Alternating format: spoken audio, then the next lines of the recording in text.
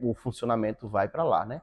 E a escola Monsenhor José Borges, ela conserva, hoje ela é a escola Antônio Pedro dos Santos, mas ela conserva praticamente a mesma arquitetura, né? A diferença é que não tem um muro na frente, na época quando foi construído tinha um muro baixo, e algumas alterações lá dentro, por questões de mobilidade também, foram feitas algumas alterações, né? Mas o modelo é praticamente original. Uma arquitetura que a gente, ainda no século XX, vai identificar como arquitetura eclética, depois vai se modificando, né? As pessoas, o modernismo vai chegando, as pessoas vão modificando a estrutura, e aspectos bem antigos, como agora que eu falei, né, do século XVIII, 1700 alguma coisa, a gente pode identificar aspectos ainda dos primórdios do Brasil, como aquela conversa que a gente teve de encontrar determinados símbolos de origem judaica. É interessante a gente observar que a partir de 1500, vários judeus residentes na Europa, eles foram cristianizados, né? Ou seja, eles tinham uma crença judaica, só que eles eram forçados a aderir ao cristianismo e eram enviados ao Brasil.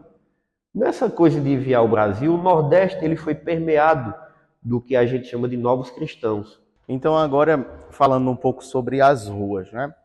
É interessante ter essa curiosidade em nós de sempre fazer essa pergunta: de quem é o nome dessa rua?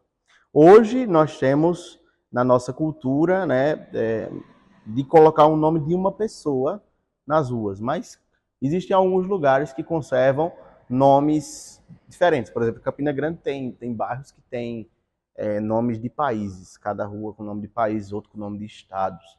Mas no passado, no Brasil, também se tinha o costume de colocar no nome da rua algo que era bem relevante para a história da época. Como, por exemplo, se a gente for estudar a história do Rio de Janeiro, vai ter a famosa Rua do Ouvidor. E tem várias ruas que trazem esse nome de funções. Então, aqui em Lagoa de Roça não foi diferente. Logo quando a vila passa realmente a ser vila, na década de 30, essa rua central ela ganha o nome de Rua do Comércio, por uma questão óbvia, porque era a rua onde se tinha o comércio, né? Então, o principal comércio daqui, o mercado público, que antes de ser mercado público, porque o mercado público só vai ser construído depois da emancipação política, né? Na década de 60, já para a década de 70, mas naquele mesmo espaço ali já existia um comércio. E era onde era realizada a feira. A feira era realizada na segunda-feira e no dia da feira também tinha a missa. A missa não era celebrada no domingo, era celebrada na segunda, justamente porque era aquele dia em que as pessoas vinham da zona rural para a cidade. Então a missa era celebrada na segunda-feira, às 10 horas da manhã. Então, essa rua central, chamada Rua do Comércio, era justamente a rua onde se tinha o espaço do mercado público, que era a feira, as bodegas, né, o lugar onde as pessoas poderiam encontrar desde alimentos até itens que necessitassem para o seu dia a dia. Então, Rua do Comércio. E nessas casas do centro, nós tínhamos a grande diferença de como era o centro da vila para como era a periferia. Então, a Rua José Cândido Coelho, que era aquela rua lá do Cristo Redentor, era a rua mais periférica, que ficava mais distante, para nós termos ideia do quão pequena era a vila, né? E a diferença arquitetônica era justamente porque lá eram casas de taipa. E aqui não, aqui nós tínhamos casas de alvenaria, casa de tijolo, coberta de telha.